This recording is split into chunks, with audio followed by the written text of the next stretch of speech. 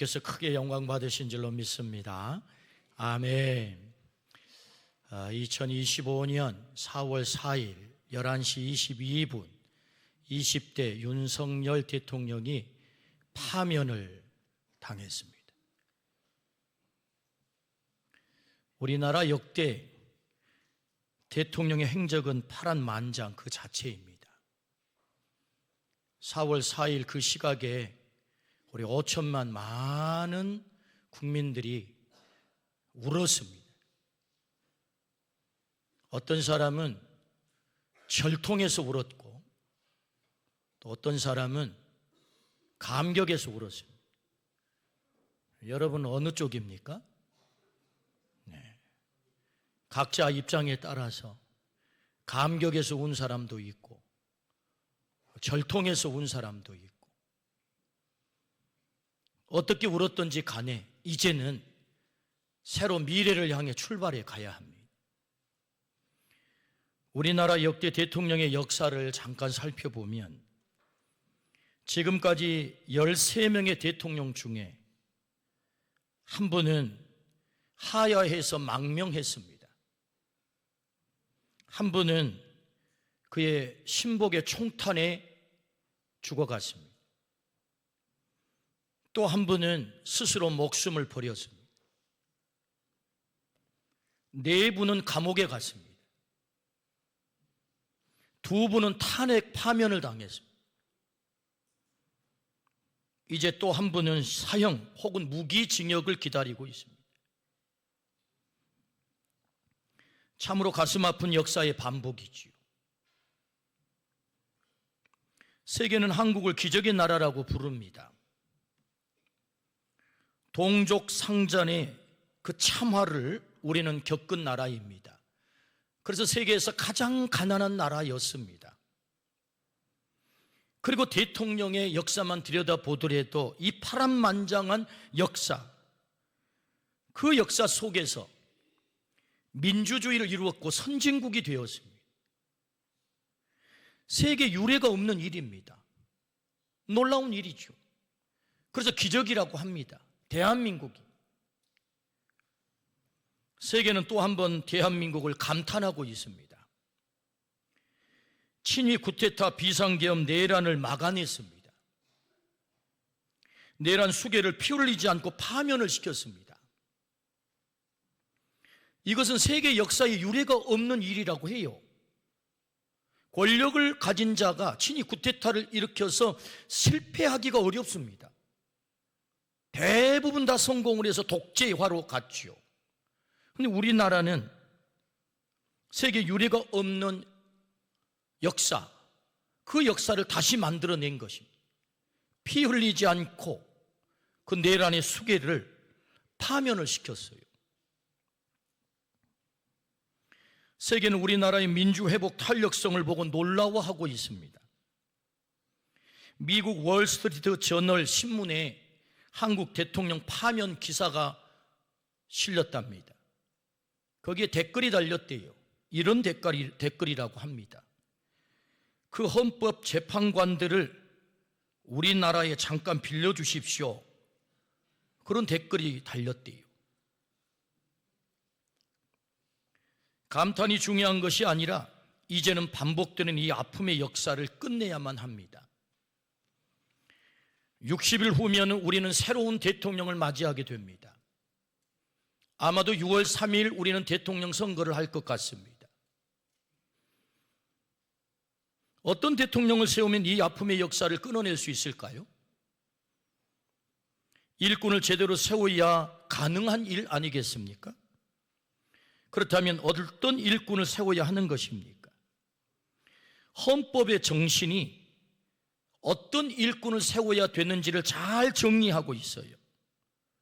그 일꾼은 자유, 번영, 평화를 이루어낼 일꾼입니다. 5천만 모두가 공존하는 정의에 기초해서, 여러분 정의가 무엇입니까? 공존입니다. 공존. 나와 생각이 다르다고 그를 제거하면 안 돼요. 나라라는 울타리 안에 다른 생각을 할 수 있지만 그러나 공존해야 되는 것입니다. 물리력으로 폭력으로 제거하면 안 돼요. 그건 민주주의가 아닙니다. 그건 정의롭지가 않아요. 정의는 함께 공존하는 것이다. 그 정의에 기초하여서 우리나라를 바르고 옳게 섬길 일꾼을 세워야 우리는 이 아픔의 역사를 반복하지 않는다. 준비되고 유능하고 민주적 정신으로 무장된 일꾼이라야 합니다. 무당 주술에 빠지지 않고 합리적이고 대화가 가능한 그런 일꾼이 되어야만 합니다. 그런 일꾼을 세워야 이번 내란 사태가 일단락되고 아픔의 역사를 끝낼 수가 있을 것입니다. 그 한 사람 지도자 세우는 것은 너무너무 중요합니다. 누가 그 일을 합니까? 우리 각자가 하는 것입니다. 오늘 내가 투표로 한 표를 행사해서, 그렇지 않으면 우리는 나라의 혼란, 이 어두움의 역사를 또다시 반복하게 되는 것입니다.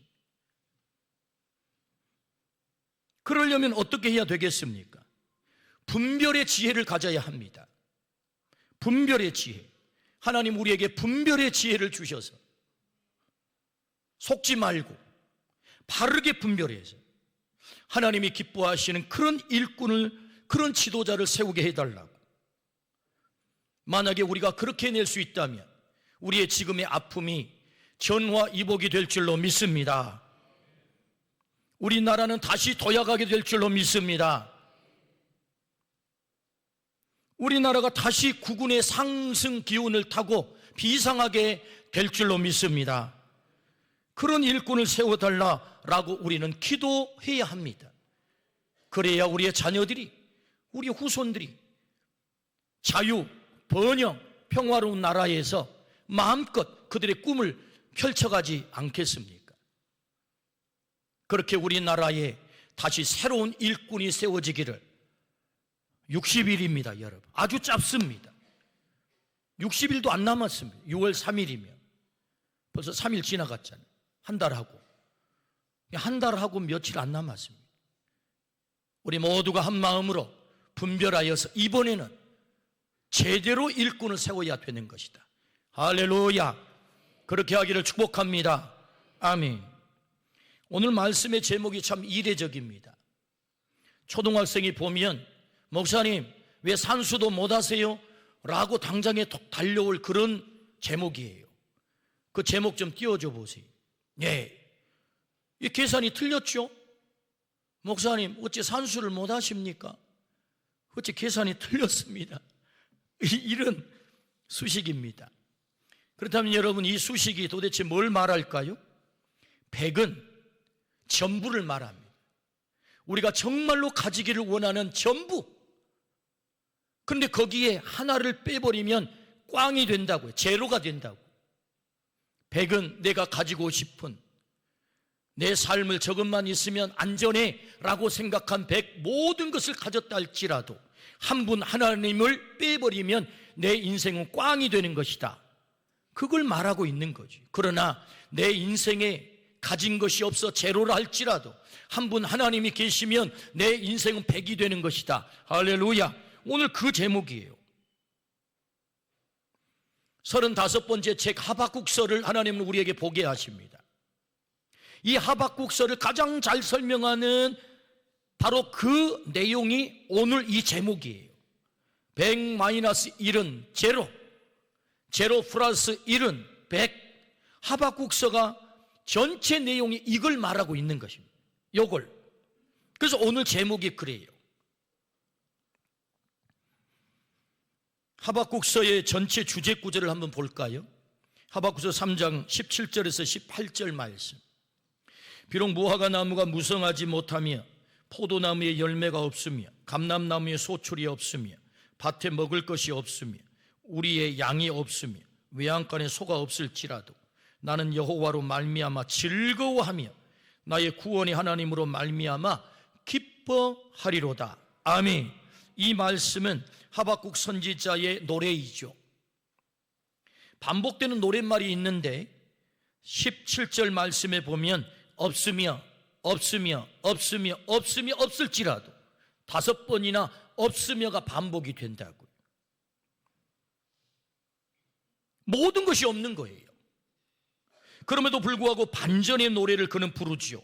나의 구원의 하나님으로 말미암아 기뻐하리로다. 하나님 한 분만 계시면 나는 기뻐하겠습니다. 나는 즐겁겠습니다. 그 노래이죠. 그러니까 제로 플러스 1은 100이라는 것입니다. 내 인생이 대만족을 이룰 것입니다. 하나님 한 분만 계신다면, 다 없어도 하나님 그 한 분만 계시면 내 인생은 대만족을 이루게 될 것입니다. 이 노래, 오늘 말씀을 통해서 우리도 이 노래를 부르기를 주의 이름으로 축원합니다. 모든 것이 없어도 하나님 한 분만 있으면 돼요. 이 노래, 그래서 내 인생은 당신 한 분만으로 만족하게 될 것입니다. 우리의 고백이 되기를 주의 이름으로 축원합니다. 어떻게 하면 우리 인생이 대만족을 이룰 수 있을까요? 그 첫 번째는 없을지라도 감사하라라고 말씀하세요. 없을지라도. 17절 말씀입니다. 비록 무화과 나무가 무성하지 못하며 포도나무에 열매가 없으며 감람나무에 소출이 없으며 밭에 먹을 것이 없으며 우리의 양이 없으며 외양간에 소가 없을지라도 다 없다는 것 아닙니까? 우리식으로 표현하자면 이런 것입니다. 쌀독에 쌀이 떨어졌어요. 통장에는 한 푼도 남아있지 않고 다 없어졌어요. 신용불량자가 되어서 카드를 더 이상 쓸 수 없어요. 갚아야 할 원금, 이자가 계속해서 밀려오는 것입니다. 월세 낼 돈이 없어요.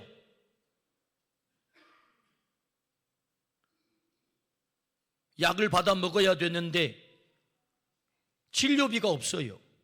그래서 약을 받아 먹는 비도 없어요. 경제적으로 완전한 바닥이죠.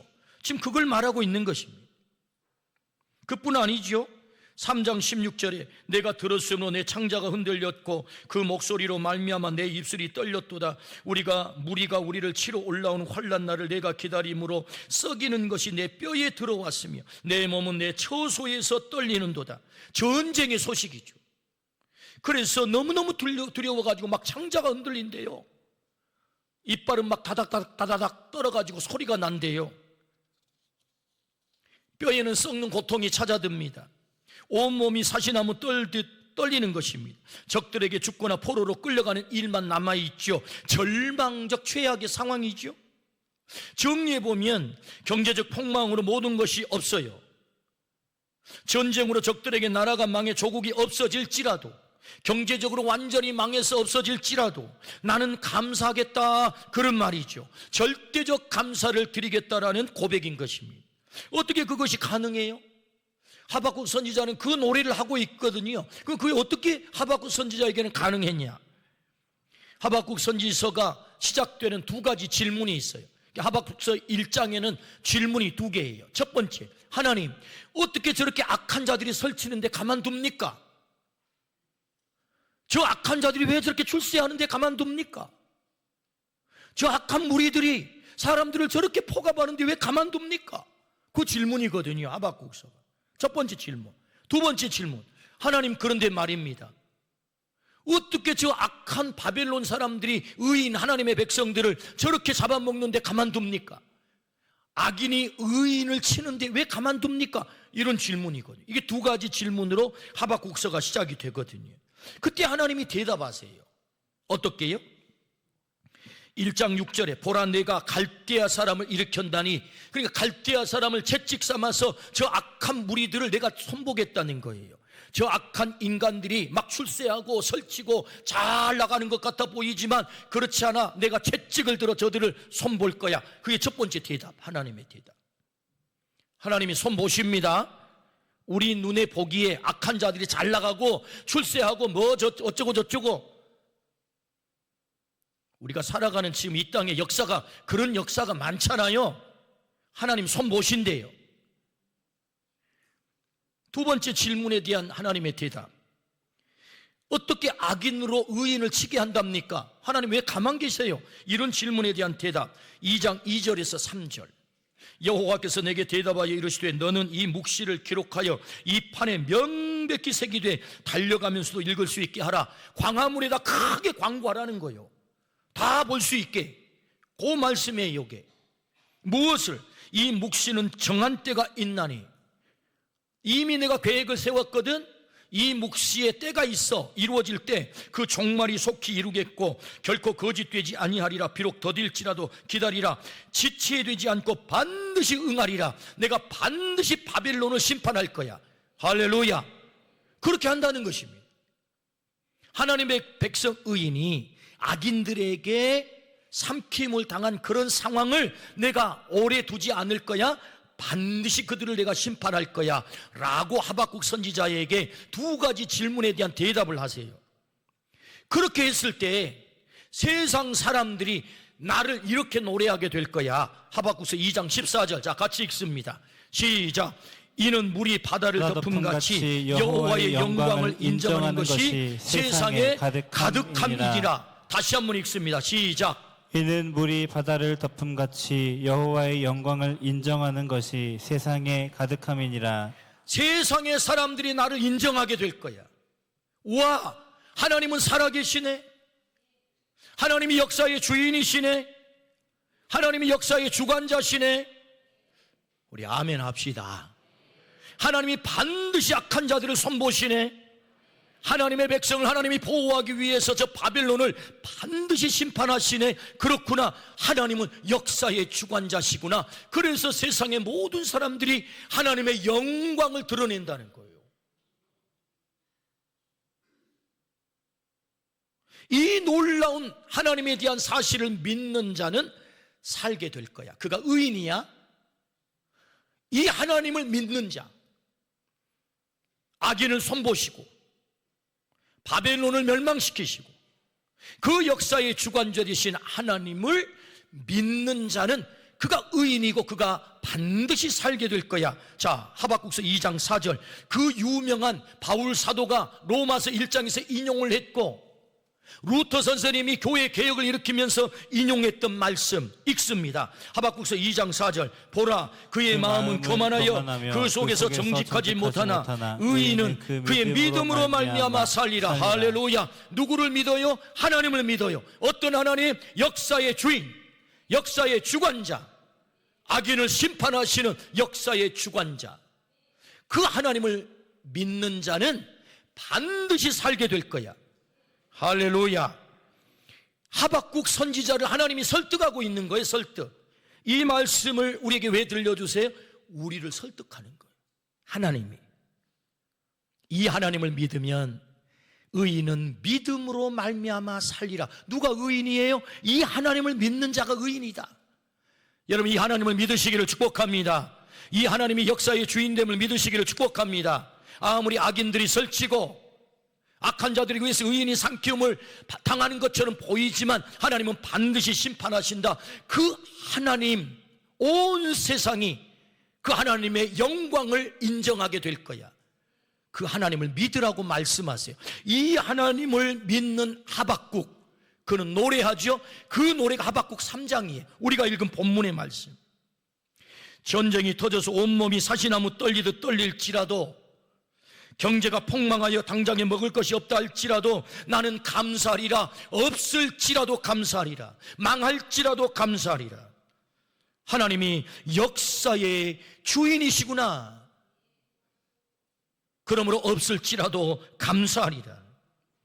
하나님을 믿으면 없을지라도 감사가 나오게 된다. 그런 말씀이에요. 그러므로 여러분, 이 하나님을 믿으시기를 주의 이름으로 축원합니다. 그러니까 없을지라도 감사하는 것은 절대적 믿음으로부터 출발하는 감사죠.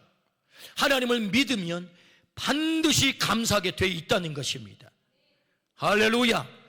제로 플러스 1은 100이라는 말이, 하나님 한 분만 계시다면 없다 할지라도 나는 얼마든지 감사할 수 있겠나이다. 그 감사를 통하여서 우리는 만족하게 된다는 것입니다. 그러므로 우리가 어떻게 만족할 수 있어요? 없을지라도 우리가 감사하게 되면, 그 하나님을 믿고 감사하게 되면 그 하나님 때문에 우리는 진정한 만족이 있을 줄로 믿습니다. 아멘. 하나님은 나의 없음을 아세요. 하나님은 나의 두려움을 아세요. 그 하나님이 반드시 나를 구원하실 것입니다. 의인은 믿음으로 말미암아 산다 라고 말씀하세요. 라고 약속하세요. 그 하나님을 믿는다면 너의 없을지로다가 100이 되는 거야. 만족이 되는 거야. 그러므로 여러분, 없을지라도 감사는 우리의 믿음이 되기를 주의 이름으로 축원합니다. 하나님 한 분 때문에 없을지라도 감사하겠나이다. 하나님이 채워주시는 그 100의 만족을 누리겠나이다. 할렐루야. 두 번째, 어떻게 우리는 만족할 수 있겠습니까? 하나님으로 말미암아 감사라 라고 말씀하세요. 하나님으로 말미암아 감사라. 18절 19절입니다. 나는 여호와로 말미암아 즐거워하며 나의 구원의 하나님으로 말미암아 기뻐하리로다. 주 여호와는 나의 힘이시라. 나의 발을 사슴과 같게 하사 나를 나의 높은 곳으로 다니게 하시리로다. 이 노래는 지휘하는 사람을 위하여 내 수금에 맞춘 것이니라. 아멘. 여호와로 말미암아 나는 감사하겠다. 절대적 감사죠. 표준세 번역은 여호와로 말미암아를 하나님 안에서라고 번역을 했어요. 하나님 안에 있게 되면 나는 감사하게 된다는 것입니다. 그분이 구원자가 되시고 그분이 힘이 되시기 때문에 내가 하나님 안에 있게 되면 그분으로 말미암아 나는 반드시 감사하게 된다라는 말씀이죠. 하나님 안에 있게 될 때 하나님이 나를 온전히 책임져 주실 줄로 믿습니다. 하나님 안에 있게 될 때 하나님이 나를 온전히 보호해 주실 줄로 믿습니다. 우리가 존경하는 철학자 에리 프롬은 사랑의 기술이라고 하는 곳에 사랑이 뭐냐? 보호, 책임, 이해, 존경 다 주는 것이라고 했어요. 사랑은 황홀한 감정이 아니고 끊임없이 연마해야 되는 기술이다. 기술. 사랑이 그냥 오는 게 아니라고요. 사랑은 감정이 아니고 우리는 감정이라고 착각하지만 사랑은 의지예요. 의지. 끊임없이 그 사람을 사랑하기 위한 기술, 훈련이라. 훈련. 그를 어떻게 보호할까? 그를 어떻게 책임질까? 그를 어떻게 이해할까? 그가 좋아하는 것이 무엇인지, 무엇을 싫어하는지, 그 사람에게는 뭐가 빨간 단추인지를 이해해야 된다는 거예요. 여러분 제발 빨간 단추를 누르지 않기를 축복합니다. 빨간 단추가 뭐예요? 누르면 폭발하는 거 있어요. 예? 누르자마자 폭발하는 게 있다고. 근데 어떤 사람 정말 짓궂어. 일부러 누릅니다. 야, 너 폭발한가 안 한가 보자. 못 됐어요. 이해해야 돼. 이해해야 된다. 다 주는 것이 사랑이다. 이것은 그냥 오는 게 아니고요, 연마해야 오는 거예요. 그래서 The Art of Loving, 사랑의 기술은 의지다. 의지. 보호하고 책임지는 게 사랑이에요. 여러분 이 영상을 한번 보겠습니다. 소리를 크게. 네, 삶일까요? 뭐예요? 저 뭐가 덜렁덜렁 달렸는데 뱀이요. 새 새끼를 물었더니. 부모가 아니라면 이런 무모한 행동은 하지 않습니다. 새끼를 지키겠다고 어미새가 구렁이랑 싸우는 거예요. 구렁이. 보통 때라면 상대도 되지 않는 싸움입니다. 더 길게 보면 이런 게 여러분 새가 구렁이랑 싸우면 져요. 못 이긴다고요. 저는 시골 출신이어서 여러분 뱀이요, 새 잡아먹는 거, 쥐 잡아먹는 거, 깨구리 잡아먹는 거 많이 봤습니다. 구렁이한테 어떻게 새가 이겨요? 그런데 공격하잖아요. 왜? 새끼 지키려고. 그게 사랑이라는 거예요. 사랑은 보호하는 거예요. 책임지는 거예요. 한낱 미물 새도 자기 새끼 지키겠다고 목숨을 겁니다. 그게 사랑이래요. 하나님이 사랑이시래요. 나를 너무나도 지독히 사랑하는 내 아버지, 나를 너무너무 지독히 사랑하시는 내 아버지 하나님, 그분이 나를 보호하시고 그분이 나를 사랑하신다는 거 아닙니까? 그 하나님으로 말미암아 감사하겠다 고백이, 하박국의 고백이 있거든요. 제가 좋아하는 성경 구절 이사야서 49장 15절에서 16절, 저는 이 말씀을 읽을 때마다 가슴이 찌릿찌릿해요. 한번 읽어보겠습니다. 여인이 그 어찌 그 젖 먹는 자식을 잊겠으며 자기 태에서 난 아들을 긍휼히 여기지 않겠느냐. 그들은 혹시 잊을지라도 나는 너를 잊지 아니할 것이라. 내가 너를 내 손바닥에 새겼고 너의 성벽이 항상 내 앞에 있나니 어떻게 어미가 자식을 잊겠어? 혹 그런 일이 있다 할지라도 나는 너를 절대로 잊을 수가 없어. 내 손바닥에 너를 새겼어. 하나님은 전능하시고 전지하세요. 손바닥에 안 새기면 뭐 잊어버립니까? 그런 분이 아니세요. 그런데 성경은 일부러 내 이름을, 원웅아 내가 너 이름을 여기다 적을 거야. 저는 이 말씀을 읽을 때마다 가슴이 찌릿찌릿해요. 그렇구나. 하나님은 나를 손바닥에 새겼어. 나를 보호하시고 나를 책임지시고 내게 다 주시는, 가장 귀한 아들마저도 나를 위해 주어버리시는 그분, 지독히 나를 사랑하신 하나님.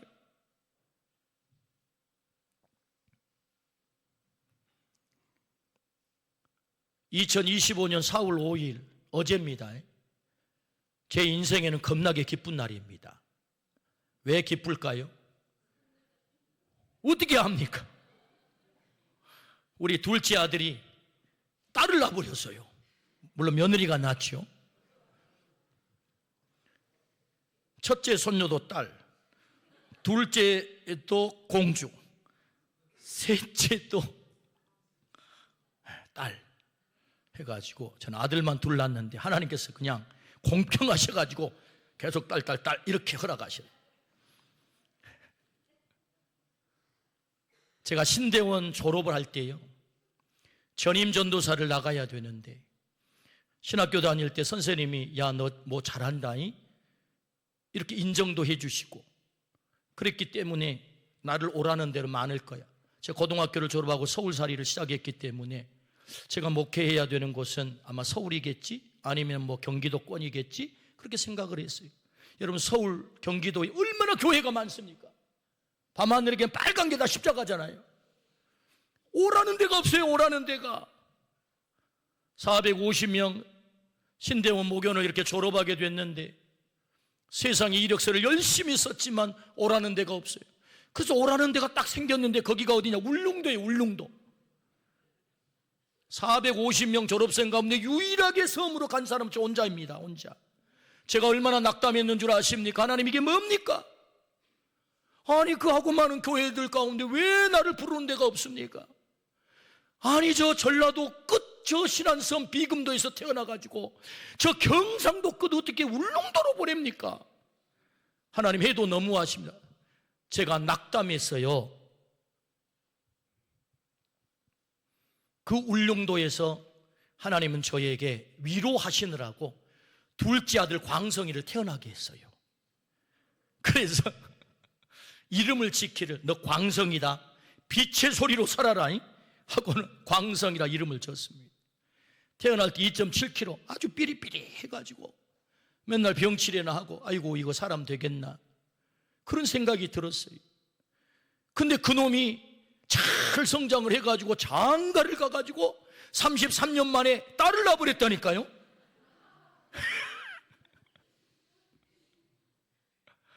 그래 얼마나 기쁘겠어요.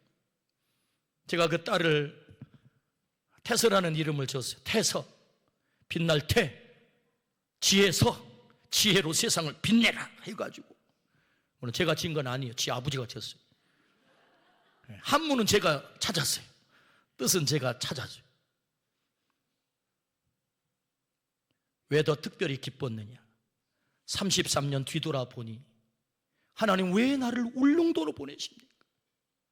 왜 나를 부른 데가 없지요? 이게 도대체 뭡니까? 그 낙담에서 힘들어할 때 인간적인 눈으로는 잘 볼 수 없어가지고 도대체 왜 하나님이 이렇게 보내시는지 잘 몰랐는데 하나님은 다 계획을 가지고 계셨더라고요. 계획을 한 번도 실수하지 않고 33년 동안 저를 인도해 주시고 저를 보호해 주시고 저를 책임져 주시고 오늘까지 하나님께서 이 자리에 세워주신 줄로 믿습니다. 하나님은 지독하게도 나를 사랑하셔서 손바닥에 내 이름을 새겨놓고 나를 보호하시고 책임지셨다는 거예요. 그 하나님으로 말미암아 감사의 고백을 드릴 수밖에 없었다고요. 할렐루야.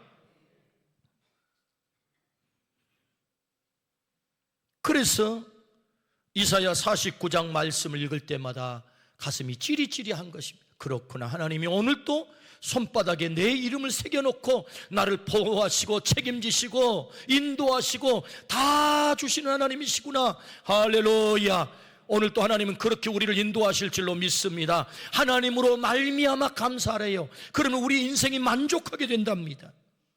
19절, 여호와는 나의 힘이시라 나의 발을 사슴과 같게 하사 나를 나의 높은 곳으로 다니게 하시리로다. 할렐루야.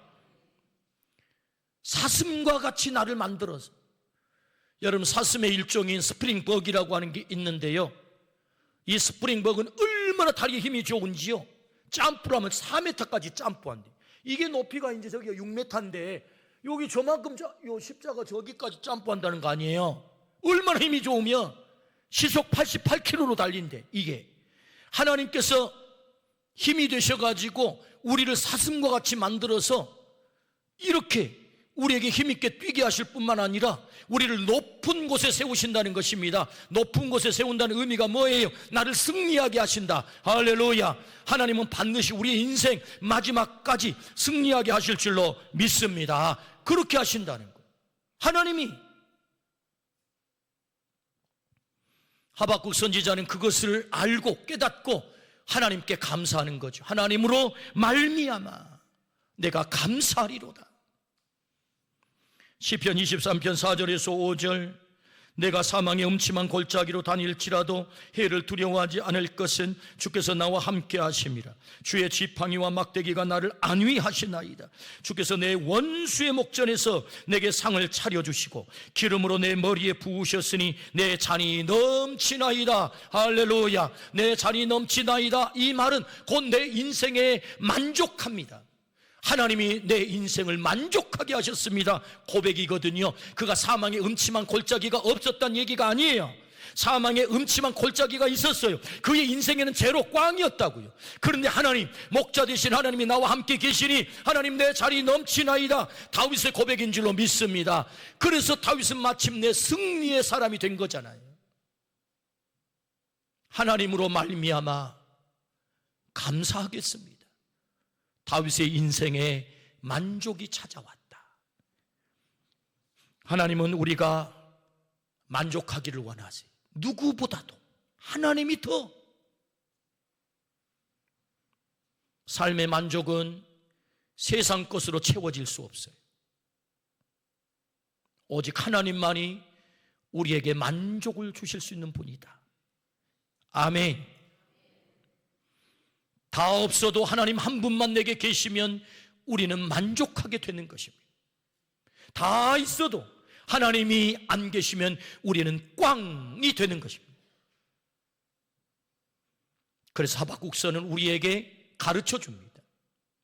100-1은 제로, 제로 플러스 1은 100.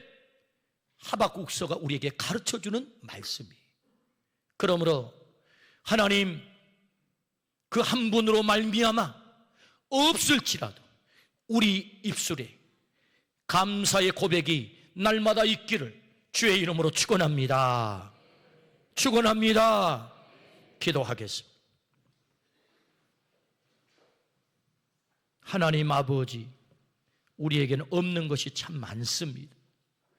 그럼에도 불구하고 하나님 한 분 계시면 우리 인생 반드시 만족하게 될 줄로 믿습니다.